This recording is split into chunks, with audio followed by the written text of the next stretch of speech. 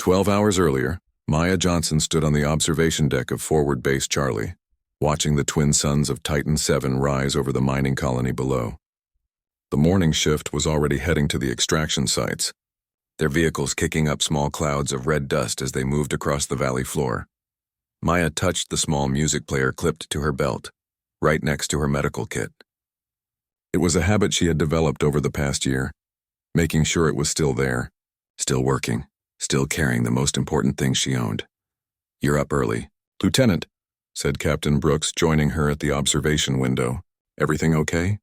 "Just checking on the colony," Maya replied. 300 civilians down there. Families with kids. Makes me nervous having them so close to Skarn territory." Brooks nodded. The Skarn had been getting bolder lately, pushing further into human space. Titan 7 was supposed to be safe, protected by 3 defense satellites and a full company of Marines. But space was big and the Skarn were clever. Maya was not just any soldier. She was a combat medic and explosive ordnance specialist with the 42nd Human Defense Corps. Her job was to keep people alive and blow things up, usually in that order. She was good at both. "Any word from command about those satellite glitches?" Maya asked. "Still working on it," Brooks said. "Probably just solar interference. The techs say it should clear up by noon." But it would not clear up by noon. At 0847 hours, the defense satellites went completely dark. At 0852, the first Skarn ships appeared on the horizon. Maya was in the colony's medical center when the alarm started. She was checking supplies and talking to Dr. Chen about the wounded miner who had been brought in yesterday. The man had been caught in a tunnel collapse and needed surgery that the small medical facility could not provide. "We need to get him to a real hospital," Dr. Chen was saying when the warning sirens began to wail. Maya's tactical display activated automatically, linking her to the base command network. The news was bad. Skarn raiders, at least 50 ships coming in fast and low. The colony's defensive guns were powering up, but everyone knew they would not be enough. "Doctor," Maya said calmly, "start moving patients to the reinforced section. Now." The battle began with the roar of engines and the crack of energy weapons. Maya grabbed her pulse rifle and ran toward the colony's main street. Around her, civilians were running for shelter while Marine squads took defensive positions. Captain Brooks's voice crackled through her comm unit. "All squads, protect the evacuation routes. Priority is civilian safety." Say again. Priority is civilian safety. Maya found herself assigned to Squad 7, defending the eastern approach to the colony. But as the fighting intensified, the squads got separated. Radio contact became spotty.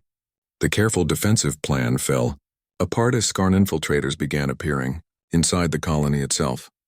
That was when Maya's kill count started climbing. The first Skarn she encountered was trying to break into a family shelter. The alien warrior was 8 feet tall, covered in natural armor, and armed with plasma weapons that could cut through steel. Maya put 3 pulse rifle shots into its center mass before it even knew she was there. Kill count 1. She did not celebrate. She did not feel good about it. She checked to make sure the family was safe, gave them directions to a more secure shelter, and moved on. The second and third Skarn were hunting a group of children whose school transport had broken down. Maya eliminated both enemies with careful headshots, then helped load the kids into a working vehicle. Kill count 3. Each number that appeared on her tactical display represented the same thing: another threat to innocent people removed. Maya did not think of herself as a killer. She thought of herself as a protector who sometimes had to kill. As the morning wore on, Maya found herself moving through the colony like a guardian angel. She would appear wherever civilians were in danger, eliminate the threats, help people to safety, and move on to the next crisis. Kill count 15, then 23, then 31 between firefights. Maya treated wounded colonists and soldiers. Her medical training was just as important as her combat skills. She stopped bleeding, stabilized injuries, and called in evacuation requests for the seriously hurt. She carried 2 things that seemed to have nothing to do with war: her medical supplies and the small music player that contained her brother's lullaby. The song was called "Stars Will Guide You Home," and Danny had written it himself when their baby sister Sophie was born. Danny and Sophie were both dead now. The Skarn had killed them during the attack on Earth Colony 9 2 years ago. Maya had been off-world for training when it happened. She came home to find her family buried and her world changed forever. The lullaby was all she had left of them. By noon, Maya's squad was completely scattered. She was alone, moving through the colony's industrial section when her tactical display showed a massive Skarn force approaching the medical center.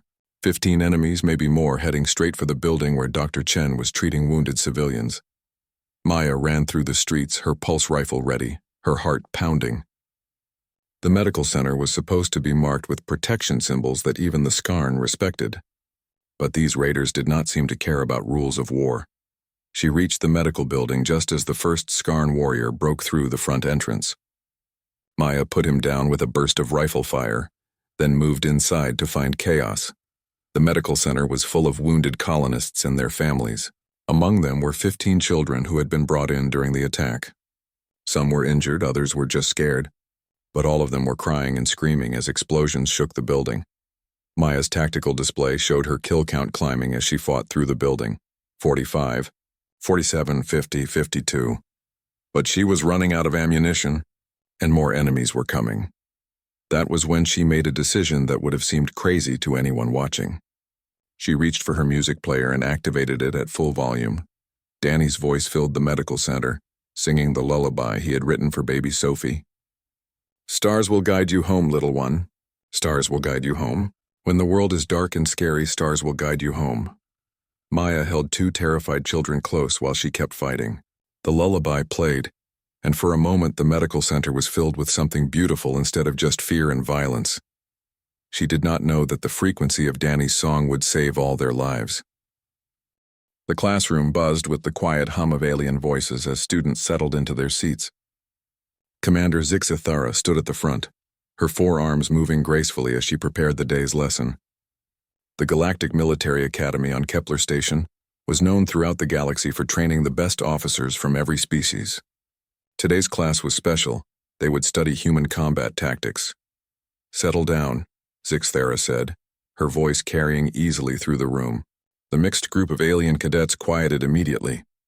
There were 12 students total, 3 Clixians with their hard-shell bodies and multiple eyes, 2 ethereals who glowed softly with inner light, 4 resonants whose crystal bodies caught the room's light, and 3 others from smaller species, Tikvara. The largest Clixian clicked his mandibles together. Commander, why do we spend so much time studying humans? They are such a young species.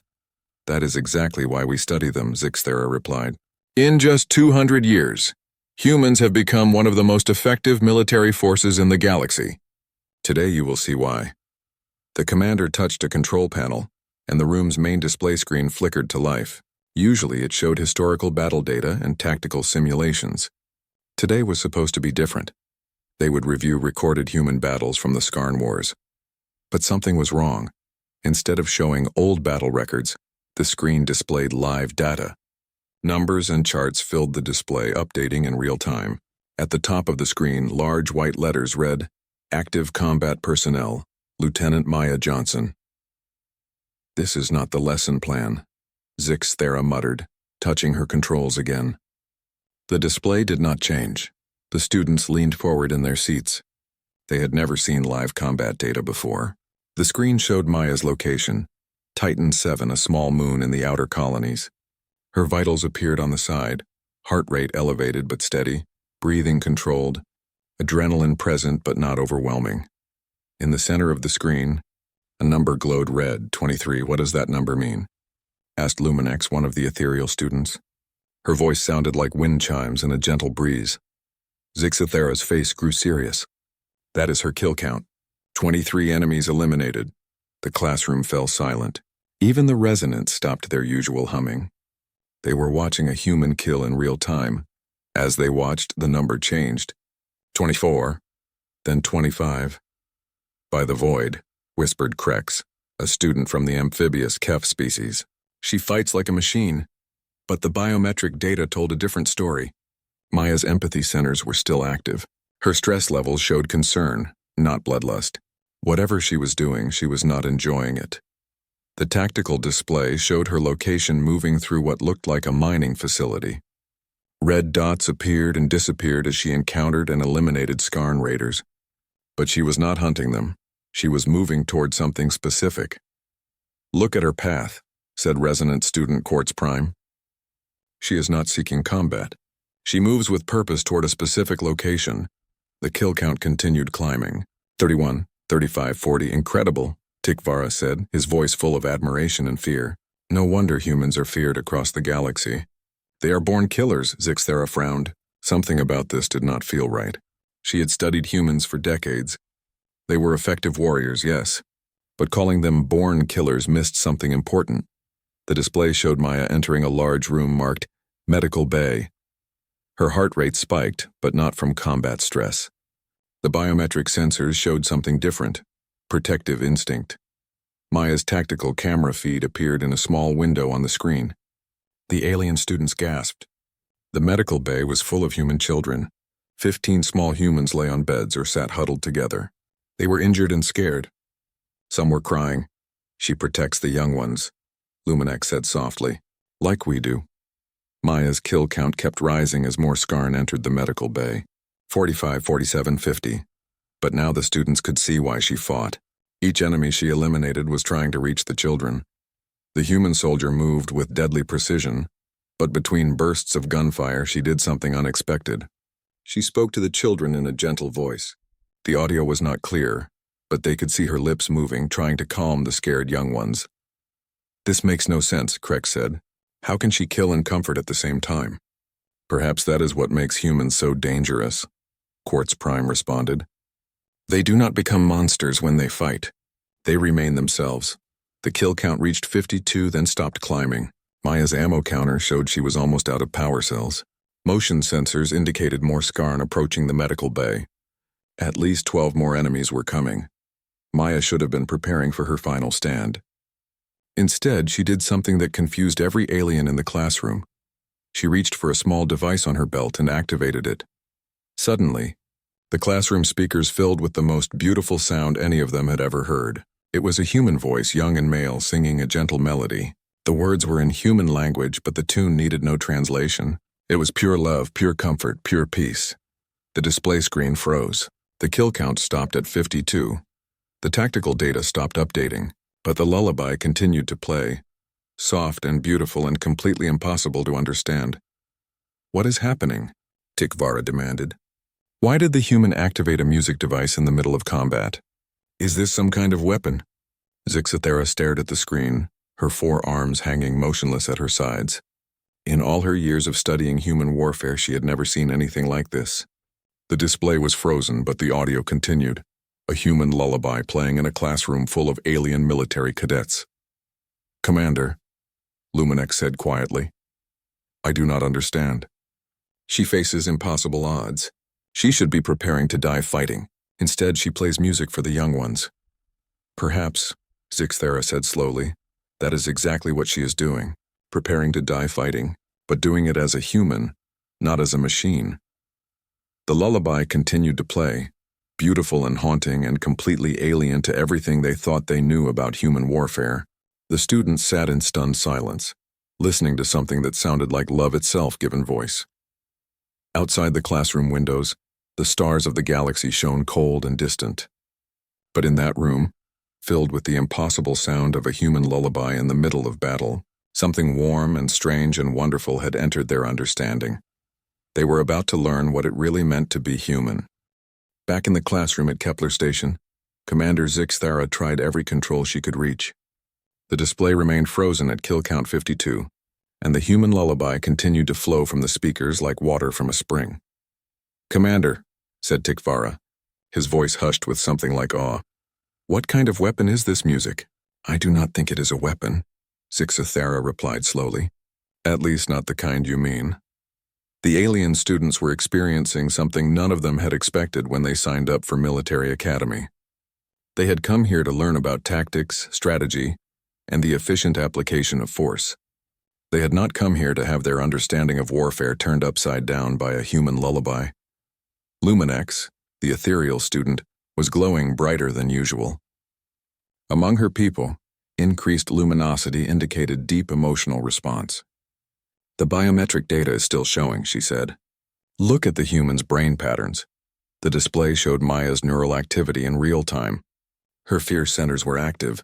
She knew she was probably going to die. Her pain receptors showed she had been wounded, probably by shrapnel from an explosion.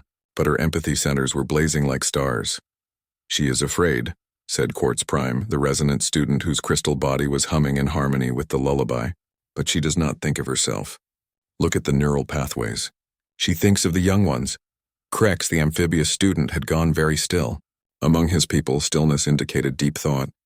"I have studied many species' combat behavior," he said quietly. "Most warriors enter a state where empathy shuts down. It makes killing easier, but this human's empathy is growing stronger during combat." The tactical display updated suddenly, showing Maya's location within the medical building. Motion sensors indicated 12 more Skarn warriors approaching her position. Her ammunition counter showed 6 shots remaining in her pulse rifle. 6 shots, 12 enemies, Tikvara said. "The mathematics are clear. She cannot win." But the other data on the screen told a different story. Maya's stress hormones were present but controlled. Her muscle tension showed readiness, not panic. Whatever was about to happen, she was choosing it deliberately. The lullaby continued to play, and now they could see its effect on Maya's neural patterns. The song was activating memory centers in her brain, deep, powerful memories associated with love and protection. "She is remembering something," Luminex observed. "The music connects her to powerful emotional memories." Zixthara had been studying human psychology for 30 years. She recognized what she was seeing. The song means something to her. It is not just music. It is a connection to someone she loved. The classroom's artificial intelligence system had been trying to shut down the malfunctioning display for the past 10 minutes. Now it succeeded in restoring partial function. Text began appearing at the bottom of the screen. Background data about Lieutenant Maya Johnson. The students read in silence. Personal history. Parents deceased. Natural causes. 2 siblings deceased, Skarn attack on Earth Colony 9. Enlisted following family deaths. Specialized training. Combat medicine, explosive ordnance disposal. Service record exemplary. Disciplinary actions, none. Commendations, 7. All for protecting civilian personnel. Her family was killed by the same species she fights now, Krex said softly. Yet her empathy centers remain active. How is this possible? Zixthara felt something shift in her understanding. She had always known humans were unusual, but she had focused on their tactical abilities. She had missed something deeper. "Perhaps," she said slowly, "that is exactly why her empathy remains active. She fights not from hatred but from love. She kills to protect, not to destroy." The motion sensors showed the approaching Skarn had reached the medical building's main entrance. Maya's position was in the pediatric ward, surrounded by injured children and their families. She had 6 shots and nowhere to run. The students watched the tactical display with growing tension.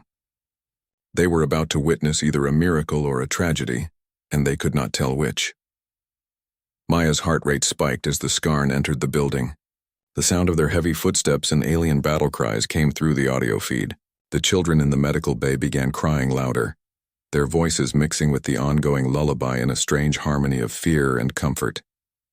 "She should find a defensive position," Tikvara said. "Use the medical equipment as cover." But Maya did something else entirely. She gathered the 2 youngest children in her arms and kept singing along with the lullaby. Her voice was not as good as the one coming from the music player, but it was warm and human and immediately present. The neural display showed something remarkable happening. Maya's fear was still there, but it was being overwhelmed by something else, a fierce, protective love that made her stronger instead of weaker. "By the void," whispered Krex. "She is using love as a combat enhancement." The first Skarn warrior appeared in the doorway of the pediatric ward. Maya's rifle tracked toward the target, but she did not release the children she was holding. She fired one-handed, a perfect shot that dropped the enemy instantly. 5 shots remaining. 11 enemies. The students realized they were holding their breath. Even the ethereals, who did not technically breathe, had stopped their usual energy cycling. The classroom was silent except for the continuing lullaby. Maya fired again as a second Skarn entered. Another perfect shot, 4 shots remaining. 10 enemies. Impossible accuracy, Tikvara muttered. How does she maintain precision while protecting young ones?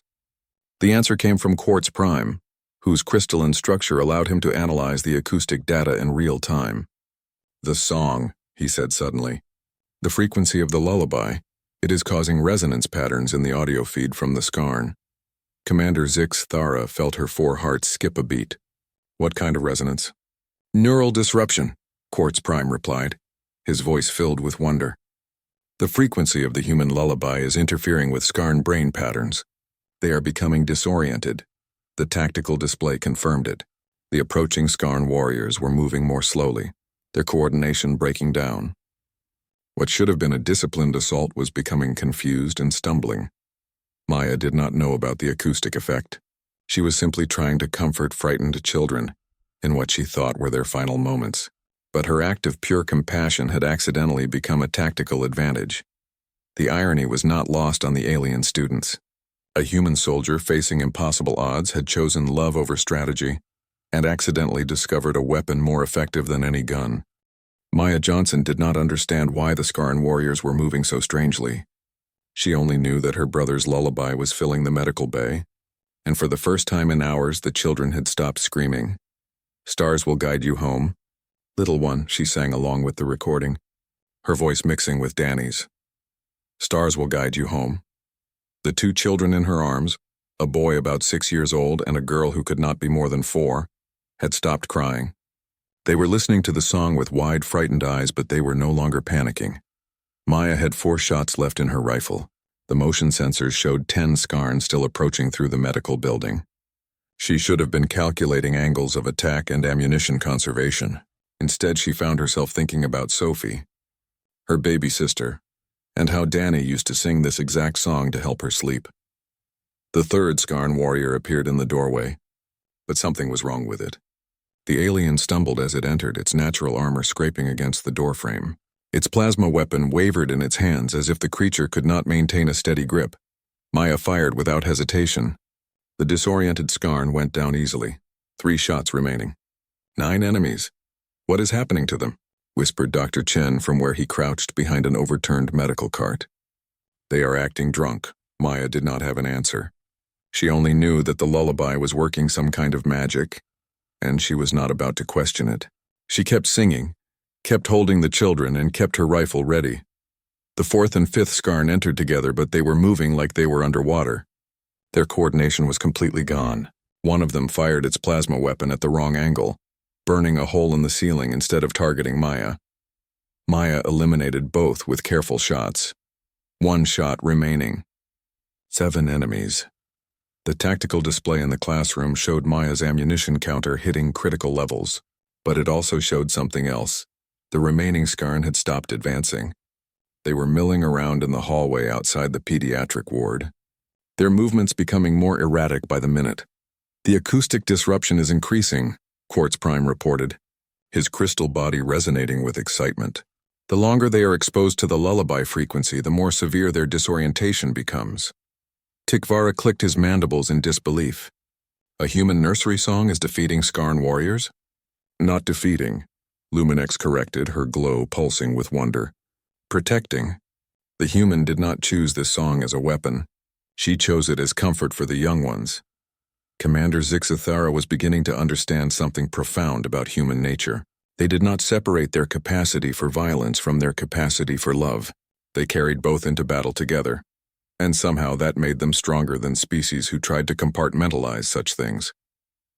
In the medical bay, Maya was discovering the same truth from the other direction. She had come here to fight Skarn raiders. She had ended up holding human children while her dead brother's voice filled the room with love made audible. The 6th and 7th Skarn tried to enter the ward together, but they could barely stand upright. The lullaby's frequency was scrambling their neural networks, making them stumble and crash into each other. Maya used her last shot to eliminate the one that still had a functioning weapon. The other Skarn warrior collapsed on its own, overwhelmed by the acoustic assault its nervous system could not process. 0 shots remaining. 5 enemies. Maya's rifle was empty, but the remaining Skarn were no longer a threat. They had retreated down the hallway, unable to approach the source of the sound that was destroying their ability to think clearly. It is over, Dr. Chen said in amazement. They are leaving. But Maya did not lower her guard. She kept the children close and let the lullaby play. Around the medical bay, other civilians began to emerge from hiding. Parents looking for their children, medical staff checking on patients, wounded colonists wondering why the shooting had stopped. The little girl in Maya's arms looked up at her with huge brown eyes. "Is the bad music going to protect us?" she asked. Maya smiled for the first time in hours. "It is not bad music, sweetheart. It is the best music in the universe. My brother wrote it for my little sister." "Where are they now?" the boy asked. Maya's smile became sad but gentle. "They are with the stars now. But their song is still here, still protecting children just like you." In the classroom at Kepler Station, the alien students were experiencing their own revelation. They had watched a human soldier face impossible odds and choose compassion over tactics. They had seen that choice accidentally become the very weapon she needed to survive. "I do not understand," Krex said finally. The human could not have known about the acoustic effect. Her choice to play the lullaby was not tactical. "Exactly," Zixthera replied. "That is what makes it so remarkable. She chose to bring beauty into a moment of terror, not because it would help her win, but because it was the right thing to do." The tactical advantage was, what do humans call it? A bonus. The tactical display showed rescue ships approaching Titan 7. The Skarn raid was over. The colony had survived, and Maya Johnson had played a crucial role in its defense. Her kill count remained frozen at 52, but that number no longer seemed like the most important thing on the screen. More important was the image of Maya sitting on the floor of the medical bay, surrounded by children who were no longer afraid. The lullaby continued to play, and she was teaching the words to the kids who wanted to learn them. "Stars will guide you home, little one. Stars will guide you home. When the world is dark and scary, stars will guide you home." Tikavara was quiet for a long moment. Finally, he spoke. "I said earlier that humans are born killers. I was wrong. What are they then?" Luminex asked. Tikavara considered the question seriously. "They are born protectors who will kill if they must. There is a difference." The lullaby began to fade as Maya's music player finally ran out of power, but its echo seemed to linger in the classroom, changing something fundamental in how the alien students understood warfare, humanity, and the relationship between love and strength. Maya Johnson had defended a colony and saved hundreds of lives. But more than that, she had shown a classroom full of future alien military officers that the most powerful weapons sometimes came from the gentlest places. Her brother's lullaby had become a weapon of mass protection. 3 days after the incident, Commander Zixthera stood before her class with a new understanding of what it meant to teach military strategy. The malfunctioning display had been repaired, but the lesson it had accidentally provided could never be erased. The alien students filed into the classroom with unusual quiet. Word had spread throughout the academy about what they had witnessed. Other instructors had requested copies of the recording. The academy's senior staff wanted to include the incident in next year's curriculum. But first, Zixthera needed to help her students understand what they had seen. "Before we discuss the tactical implications of the Titan 7 incident," she began, "I want to hear your thoughts. What did you learn about human warfare?" Tikvar raised one of his clawed hands. "Permission to speak freely, Commander?" "Always." "I have been thinking about the contradiction we observed," the Clixian said carefully. "Lieutenant Johnson killed 52 enemies in a single engagement. By any measure, she is a highly effective killer. But she also risked her life to comfort frightened young ones. How can both things be true?" Zixthera nodded. It was the right question. Who would like to answer that? Luminex's glow pulsed thoughtfully. "Perhaps they are not contradictory. Perhaps for humans the killing and the protecting come from the same source. Explain." "We studied her biometric data during combat," the ethereal continued. "Her empathy centers never shut down. Most species decrease emotional response during combat to improve efficiency. Humans seem to do the opposite. They increase emotional connection." Quartz Prime's crystal body hummed in agreement. The more she cared about the young ones she was protecting, the more dangerous she became to their enemies. Her love made her a better warrior, not a worse one.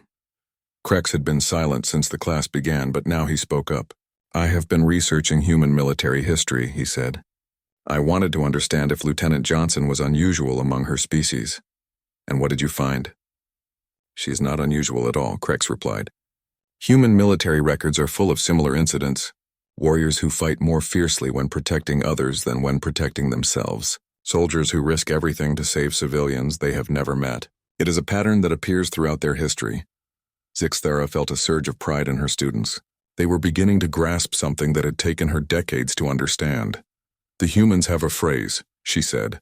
They say they fight not because they hate what is in front of them, but because they love what is behind them. Lieutenant Johnson's kill count was high not because she enjoyed killing, but because she was desperately motivated to protect innocent life. Tikvara clicked his mandibles thoughtfully. So when we study human tactics, we should focus not just on their weapons and strategies, but on what they are trying to protect. Exactly. Human military effectiveness comes from their integration of emotional and logical responses. They do not suppress their humanity during war, they channel it. The classroom's communication system chimed softly. A message appeared on the main display. Incoming transmission from Titan 7 colony. Authorization, medical update. Zixthara accepted the transmission. Dr. Chen's face appeared on the screen, his expression tired but relieved. Greetings from Titan 7, he said. I wanted to update the Academy on Lieutenant Johnson's condition. She has recovered from her injuries and is expected to return to active duty next week. That is good news, Doctor, Zixthara replied. How are the civilians she protected? Dr. Chen smiled. All safe. The children she defended in the medical bay have asked to learn the song she played during the attack. They want to sing it for other scared children. We have contacted Earth to get the full lyrics and musical notation. Luminex's glow brightened with excitement. The protective song will spread. It appears so, Dr. Chen said. The children have been teaching it to their friends. Some of the adults want to learn it too. Lieutenant Johnson's brother's lullaby is becoming something of a colony anthem. After Dr. Chen signed off, the classroom was quiet for a moment. Finally, Tikvara spoke. The human warrior created a legacy that extends beyond combat, he said slowly. Her brother's song will protect other young ones even when she is not there to sing it. And that, Zixthara said, brings us to perhaps the most important lesson about human warfare. They do not fight just to win battles. They fight to create a future where battles are no longer necessary. She touched her control panel, and the display showed a new set of data, human military objectives from various conflicts throughout their history. The students read in silence. Objective: establish safe evacuation. Routes for civilian populations. Objective: protect humanitarian aid convoys. Objective: secure medical facilities and schools. Objective: defend refugee settlements. Mission. Priority: 0 civilian casualties. Krex looked up from the display. Their military objectives often focus on protection rather than destruction, which is why they are so effective, Zixthara explained. When you fight to protect something precious, you fight with a strength that pure aggression cannot match. When you carry love into battle, you become unstoppable.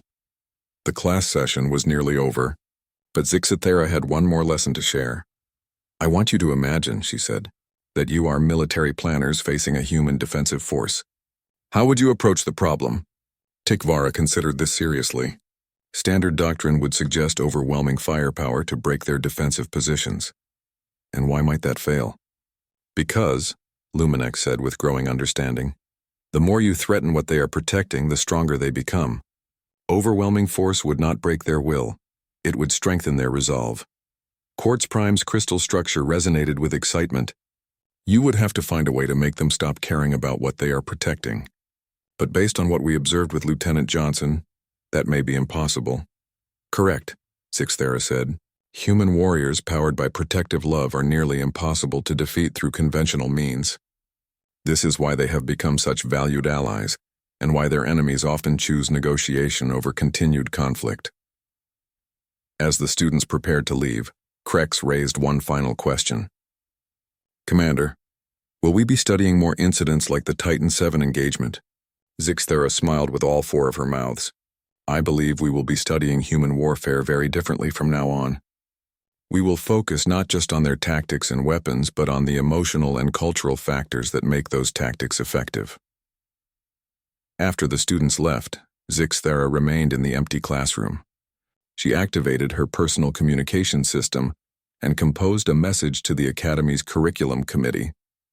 Recommendation: establish new course track focusing on the relationship between emotional attachment and combat effectiveness in human military forces. Preliminary research suggests this may be the key factor in human military success. She paused, then added, Request permission to invite Lieutenant Maya Johnson as a guest lecturer when she returns to active duty. Our students would benefit from hearing directly from a warrior who embodies the principles we are trying to understand. Outside the classroom windows, the stars shone with their eternal light. Somewhere among them, on a small moon called Titan 7, children were learning a lullaby that had once been a weapon. And on Kepler Station, alien cadets were discovering that the most powerful force in the universe might not be technology or strategy, but the simple human ability to love something more than their own survival. The galaxy was about to learn what humans had always known, that those who fight for love are the most dangerous warriors of all.